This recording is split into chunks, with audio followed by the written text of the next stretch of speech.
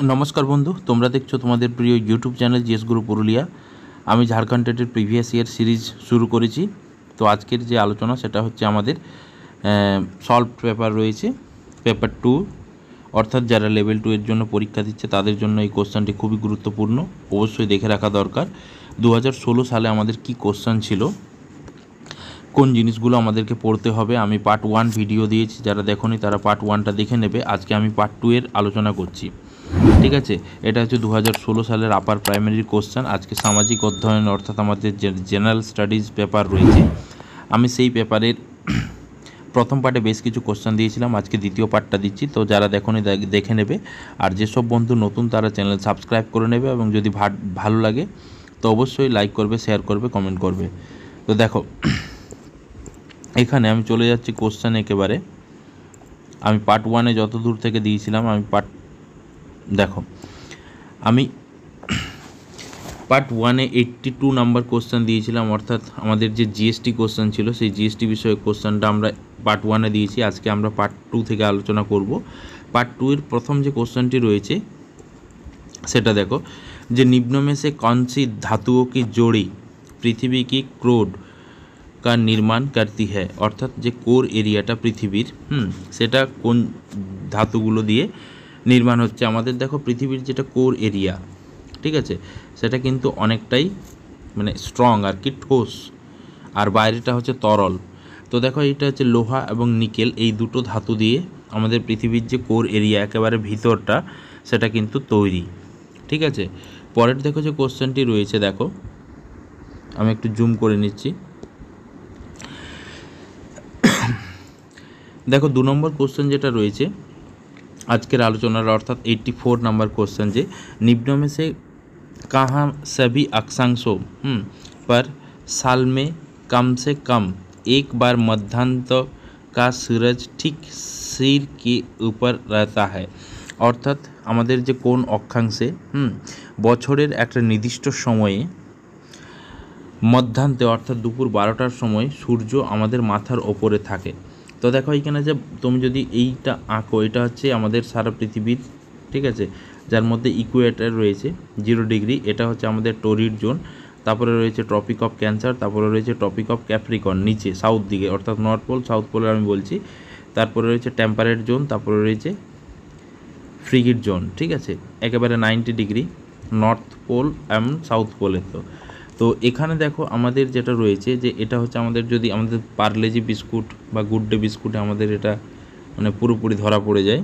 তো দেখো এখানে হচ্ছে ফার্স্ট অপশন যেটা রয়েছে সেটা হচ্ছে কর্ক রেখা তথা মকর রেখাকে বীজ, মানে কর্কট ক্রান্তি রেখা এবং মকর ক্রান্তি রেখার মধ্যে ইনক্লুডিং আমাদের ইকুয়েটর রয়েছে, এই জায়গাটার মধ্যে আমাদের থাকছে ন আর্কটিক বৃত্ত তথা আন্টার্কটিককে বীজ, ন কর্ক রেখা তথা ভূমধ্য রেখাকে বীজ, লাস্ট যেটা অপশন যেটা রয়েছে যে মকর রেখা তথা ভূমধ্য রেখাকে বীজ। তো আমাদের বীজ মানে হচ্ছে শিরকে ওপর মানে হচ্ছে সূর্য থাকে কর্ক রেখা এবং মকর রেখার মাঝখানে, ঠিক আছে। নেক্সট যে কোশ্চেনটি রয়েছে, ভূকম্প হতে কি মানে কি কারণে ভূমিকম্প হয়, মানে যে ভূমিকম্পের তীব্রতা মাপার যন্ত্রের নাম হচ্ছে সিসমোগ্রাফ, এটা আমরা জানি। তো ভূমিকম্প কী জন্য হয়, দেখো প্রথম যেটা অপশন রয়েছে যে উচ্চ চাপ মানে হচ্ছে হাওয়া বইতি হ্যাঁ, প্রচুর জোরে হাওয়া বয় তার জন্য ভূমিকম্প হয়, না পৃথিবী কি আন্দার মানে হচ্ছে ম্যাগমা বাহার নিকলতা হয়, মানে পৃথিবীর ভেতরে যে গলিত ম্যাগমা সেটা হচ্ছে বাইরে বেরোয়, তার সেটাকে আমরা তো কী বলি, ভলক্যানো বলি। তো এটা হচ্ছে হবে না, তাহলে এটা হচ্ছে না, এটা হাওয়ার জন্য হচ্ছে না, দুটো অপশন গেল। সমুদ্রে में সুনামি होती है जो ভূপৃষ্ঠ की गतिशील होने का कारण है, সমুদ্রে সুনামি হওয়ার ফলে কি মানে যে ভূমিকম্প হয়, না এটা হচ্ছে না। লাস্ট যেটা অপশন যেটা রয়েছে 4 নম্বর অপশন যেটা রয়েছে সেটা রয়েছে যে লিথোস্ফিয়ার কি প্লেট গতিশীল হতে হ্যাঁ जो ভূপৃষ্ঠকে কম্পায়মান করতে হয়, আমাদের যে ভেতরে অনেকগুলো প্লেটের সঞ্চালনের ফলে আর কি ভূমিকম্প হয়। তো এর আমাদের যে ভেতরটা অনেকগুলো প্লেটের সমন্বয়ে গঠিত, তো যেটা লিথোস্ফিয়ার প্লেট রয়েছে সেই প্লেটটার যে গতিশীল হওয়ার কারণেই আমাদের কিন্তু ভূমিকম্প হয়, অর্থাৎ আমাদের যে ডি নম্বর অপশানটা রয়েছে সেটা সঠিক। এরপর দেখো যে এটা রয়েছে 86 नंबर क्वेश्चन, देखो যে एशिया और यूरोप महादेशों का पृथक करने वाली पर्वत श्रृंखला है, অর্থাৎ এশিয়া এবং ইউরোপকে যে মানে পর্বত শৃঙ্খলা আলাদা করে রেখেছে, সেটার নাম হচ্ছে কার্পাথিয়ন, হিমালয় পর্বতমালা, আলপস পর্বতমালা, ইউরাল পর্বতমালা। তো এর সঠিক অ্যান্সার যেটা হয়ে যাবে সেটা হচ্ছে ইউরাল পর্বতমালা।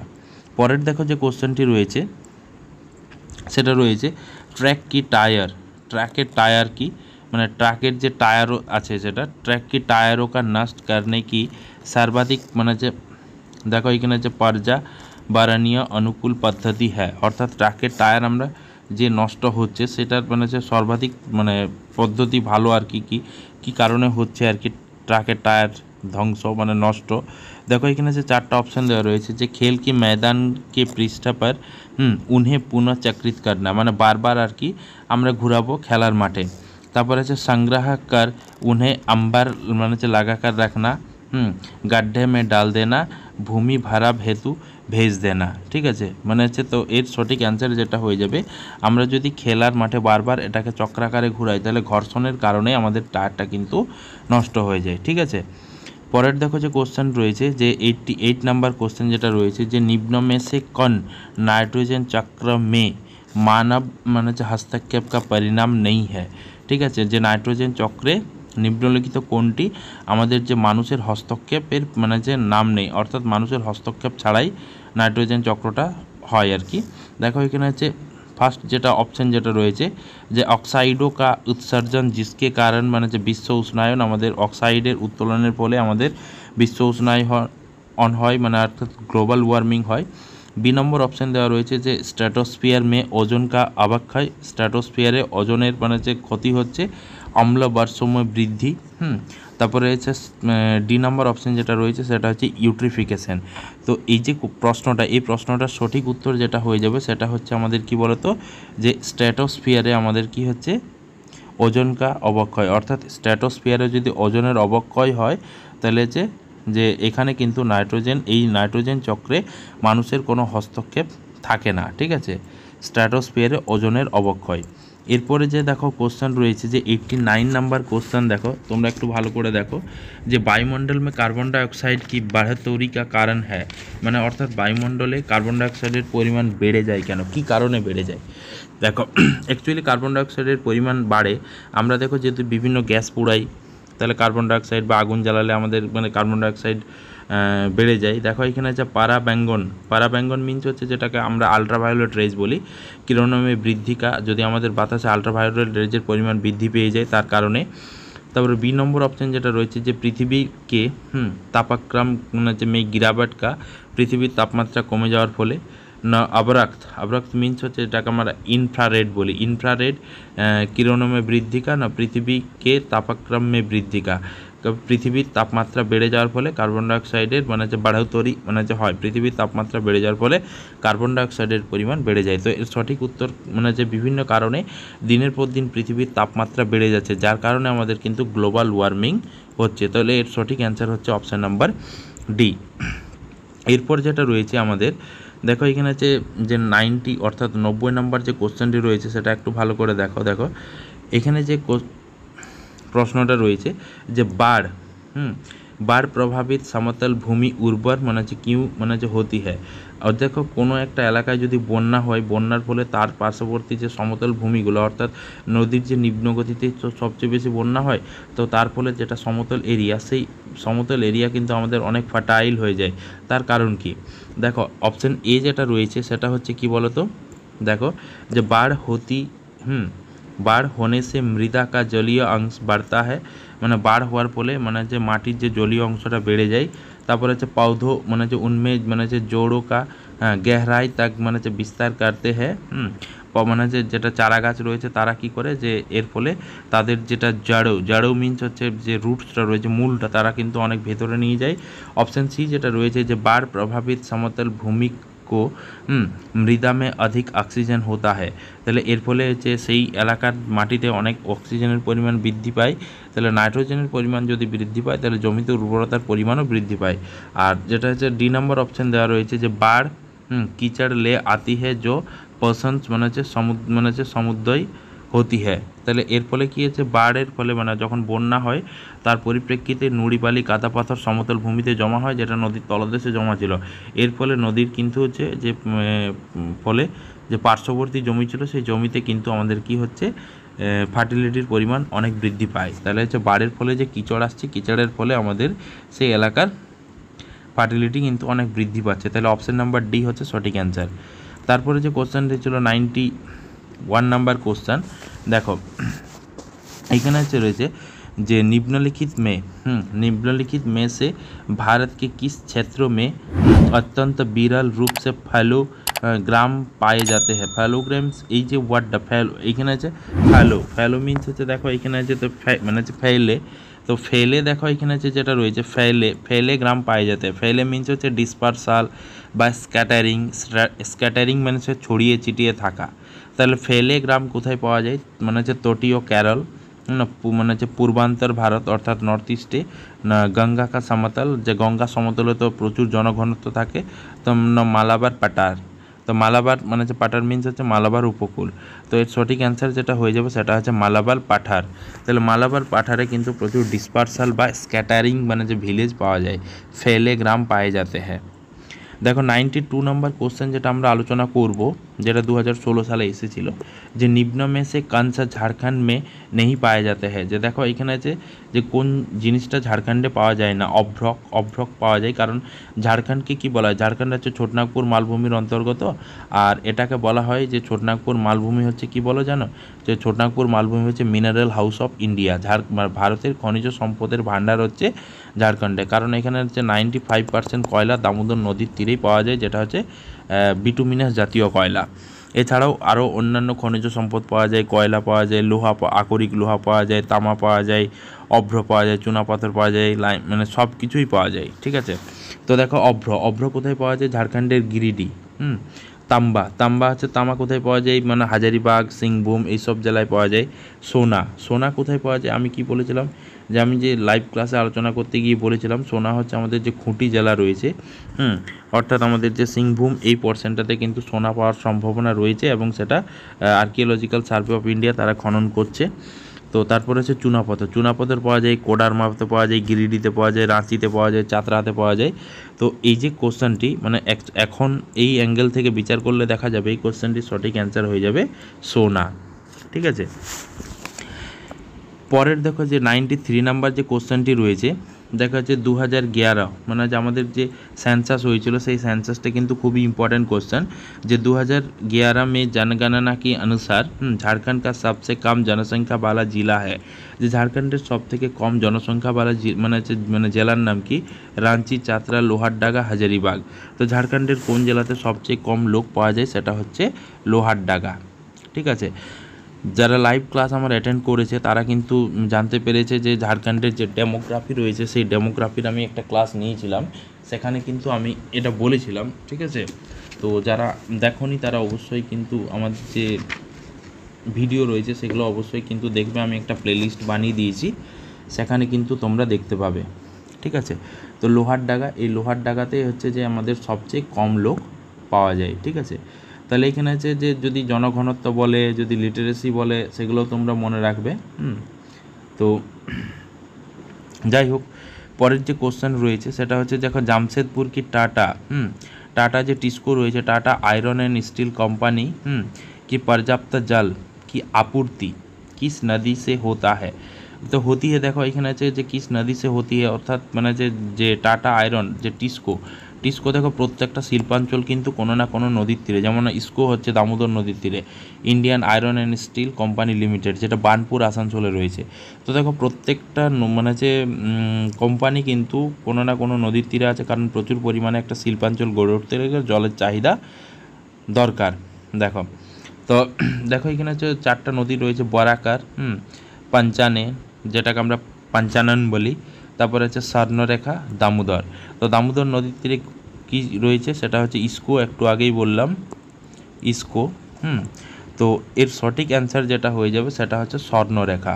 তাহলে এখানে হচ্ছে ঝাড়খণ্ডে যেটা টাটাতে যে শিল্পাঞ্চল রয়েছে তার জলের চাহিদা কোন নদী মেটায়, স্বর্ণরেখা বা সুবর্ণরেখা, যেটা হচ্ছে যে এইবার জামশেদপুর আরেকটা হচ্ছে খড়কাই নদীর তীরেও অবস্থিত, এটাও তোমরা মনে রাখবে।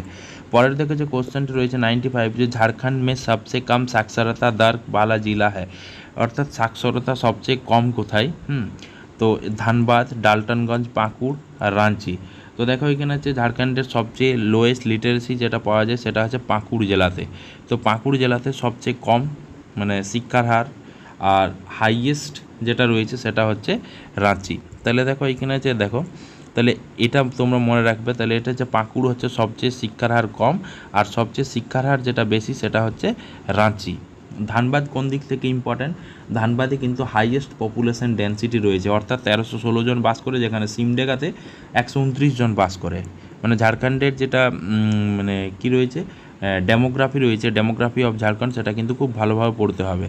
পরের দেখো কোশ্চেন রয়েছে যে ঝাড়খণ্ড মে প্রতি বর্গ মানে হচ্ছে কিমি জনসংখ্যা কি ঘনত্ব হ্যাঁ, অর্থাৎ প্রতি বর্গ কিলোমিটার সবচেয়ে বেশি মানে এই লোক বাস করে আর কি, যেটা আমি একটু আগেই বললাম ধানবাদ, এবং কম হচ্ছে সিমডেগা। তো এখানে আছে পুরো ঝাড়খণ্ডের কত, 770 ব্যক্তি প্রতি বর্গ কিলোমিটার, 880 ব্যক্তি প্রতি বর্গ কিলোমিটার। আর দেখো এখানে আছে এইদিকে আমরা অপশানগুলো দেখো মাঝে মাঝে যেটা রয়েছে 414 প্রতি বর্গ কিলোমিটার, 514 প্রতি বর্গ কিলোমিটার। তো এর সঠিক অ্যান্সার যেটা হয়ে যাবে সেটা হচ্ছে কি 414 বর্গ কিলোমিটার পুরো ঝাড়খণ্ডের পপুলেশন ডেন্সিটি। ধানবাদে সবচেয়ে বেশি সেটা হচ্ছে কত 1316, আর সিমডেগাতে সবচেয়ে কম 129, এটাও মনে রাখবে। পরের দেখো যে কোশ্চেনটি রয়েছে যে দেখো এখানে যে মিশ্রিত কৃষি সে আশয় হ্যাঁ, তাহলে মিশ্রিত কৃষি কাকে বলে, যেটাকে আমরা মিক্সড ফার্মিং বলি। ঠিক আছে, যে এমন একটা কৃষি সিস্টেম, ক্লাস 12-এর একটা চ্যাপ্টার, সেখান থেকে এই কোশ্চেনটি রয়েছে যে দেখো এখানে যে খাদ্য এবং চারা ফসलों की उपजाते के মানে হচ্ছে उपजाने के साथ साथ পশুপালন মানে হচ্ছে এটা হচ্ছে তারপরে যেটা রয়েছে যে বিভিন্ন ফসল অনুক্রমিক মানে যে রূপ সে উপজানা, অনুক্রমিক মিনস হচ্ছে সাইক্লিক অর্ডারে বিভিন্ন ফসলের চাষ করা, ফসল উৎপন্ন করনা, ফসল উৎপন্ন করলাম। আর 4 নম্বর যেটা রয়েছে যে মানে হচ্ছে খাদ্য এবং মানে হচ্ছে উর্বরক के मिश्रण का प्रयोग। তো এর যেটা সঠিক অ্যান্সার হয়ে দাঁড়াবে সেটা হচ্ছে কি যে খাদ্য এবং চারা ফসলকে উপজানে के साथ साथ পশুপালন, অর্থাৎ আমি খাদ্য বা ফসল চাষ করার সাথে সাথে আমি পশুপালন করব, সেটা হচ্ছে মিক্স ফার্মিং। পরের দেখো যে কোশ্চেন রয়েছে যে ভারত মে ফসलों के निम्न মানে হচ্ছে समूह में से किस रबी मौसम के दौरान उगाया जाता है, অর্থাৎ আমাদের যে কৃষিজ ফসল রয়েছে সেটা রবি ফসল কোনটা আর কি, অর্থাৎ আমাদের দুটো ফসল রয়েছে, একটা হচ্ছে খারিফ আর একটা হচ্ছে রবি। ঠিক আছে, একটা হচ্ছে খারিফ আর একটা হচ্ছে রবি। তো রবি ফসল কোনটা, অর্থাৎ যেটা শীতকালে চাষ করা হয় এবং গ্রীষ্মের শুরুতে যেটাকে তোলা হয়। দেখো এখানে যে 4টা অপশান যেটা দেওয়া রয়েছে যে গেহু, জো তথা চানা, চাবল, মাকাই তথা গেহু, জো, মাকাই তথা চাবল, বাজরা, চানা তথা চাবল। তো এর সঠিক অ্যান্সার যেটা হয়ে যাবে সেটা হচ্ছে গেহু, জো এবং চানা, এই 3টে ফসল হচ্ছে কি বলতো আমাদের রবি শস্য, এটা তোমরা মনে রাখবে। ঠিক আছে, পরের দেখো যে কোশ্চেন রয়েছে যে अनेकता में एकता अर्थात यूनिटी इन डाइवर्सिटी যেটা রয়েছে যে কি बात भारत में किसने प्रवर्तित किया था, इंदिरा गांधी, जवाहरलाल नेहरू, डॉक्टर राजेंद्र प्रसाद, मोतीलाल नेहरू। এটা কিন্তু আরও পরীক্ষাতে এসেছে। ঠিক আছে, তো এর কোশ্চেনটির সঠিক অ্যান্সার যেটা হয়ে যাবে সেটা হচ্ছে জওহরলাল নেहरू, যিনি কি বলেছিলেন যে ইউনিটি ইন ডাইভার্সিটি। ঠিক আছে, এটা তোমরা মনে রাখবে। ঠিক আছে, ইউনিটি ইন ডাইভার্সিটি। ওকে, দেখো পরের যে কোশ্চেন রয়েছে আজকের আলোচনার যে শেষ কোশ্চেন, আমরা পরে আরও 20টা আলোচনা করব পার্ট 3-তে। দেখো এখানে যেটা রয়েছে যে দেখো 100 নম্বর কোশ্চেন, আজকের আলোচনার শেষ কোশ্চেন যে নিম্ন মে সে কোন সরকার কা কার্য নেই হ্যাঁ, অর্থাৎ মানে নিচে 4টা কাজ দেওয়া আছে, কোন কাজটা সরকারের নয়। দেখো এখানে যে 4টা কাজ যেটা দেওয়া রয়েছে সেটা হচ্ছে কি যে বিদেশিও কে সাথ সম্বন্ধ কা প্রবন্ধন, অর্থাৎ বিদেশের সাথে একটা রিলেশন তৈরি করবে, এটা তো অবশ্যই। তারপরে রয়েছে যে এক্সটার্নাল যেটা ডিপার্টমেন্ট রয়েছে যে প্রাকৃতিক মানে হচ্ছে কী আছে ছাত্रों का মানে হচ্ছে ধারণীয় উপয়োগ का নিয়ন্ত্রণ তথা उसकी সুরক্ষা, আমাদের যে প্রাকৃতিক সম্পদ রয়েছে সেগুলোকে কন্ট্রোল করা এবং সেগুলোকে মানে সঠিকভাবে ব্যবহার করা। তারপরে হচ্ছে ব্যাংকে কার্যকা নিয়ন্ত্রণ, ব্যাংকের কী সব কার্য রয়েছে যেগুলো ব্যাংকের কাজ সেগুলোকে পুরো নিয়ন্ত্রণ করে সরকার। और डी नंबर ऑप्शन दे रही है किसी व्यक्ति तथा उसके रिश्तेदारों के बीच सम्पत्ति संबंधी विवादों का निपटाना। तो এখানে যে নিপটানা, তো এইখানে দেখো এখানে যেটা রয়েছে যে ধরো কোনো একজন ব্যক্তি এবং তার রিশতেদারের মধ্যে যদি কোনো সম্পত্তির বন্টন ঠিকঠাক না হয়, তাদের মধ্যে সেই যে ডিসপিউট তৈরি হয়েছে সেটাকে কি করে দেওয়া, সেটেল করে দেওয়া। এটা কি সরকারের কাজ হতে পারে? এটার কাজ মানে হচ্ছে কার কাজ হচ্ছে, এটা হচ্ছে ন্যায়পালিকার কাজ বটে। তো ন্যায়পালিকা মিনস হচ্ছে জুডিশিয়ারি সিস্টেমের কাজ বটে এটা। তো এটার সঠিক অ্যান্সার যেটা হয়ে যাবে যে किसी व्यक्ति तथा उसके रिश्तेदारों के बीच संपत्ति संबंधी विवादों का निपटाना। তো এই কাজটা সরকারের নয়, নেই হ্যাঁ, এই জিনিসটা কিন্তু তোমরা মনে রাখবে। তো আজকের আলোচনার এটা হচ্ছে শেষ কোশ্চেন এবং এটা হচ্ছে আমাদের পার্ট 2 ভিডিও। এরপরে পার্ট 3তে আমরা বাকি 20টি কোশ্চেন আলোচনা করব। এইভাবে আমরা 2016 সালের যে আপার প্রাইমারি অর্থাৎ লেভেল 2 এর যে কোশ্চেন ছিল সেটা আলোচনা করব। এবার 2012 সাল আলোচনা করব। তারপর প্রতিটি পার্টে পার্টে আমি ভিডিও তোমাদের ক্লাস ওয়াইজ দেবো, ঠিক আছে? তো যাই হোক, ভিডিও ভালো লাগলে লাইক করবে, শেয়ার করবে, কমেন্ট করবে, আর পরবর্তী পার্টের জন্য অবশ্যই কিন্তু আমার পাশে থাকবে। Thank you.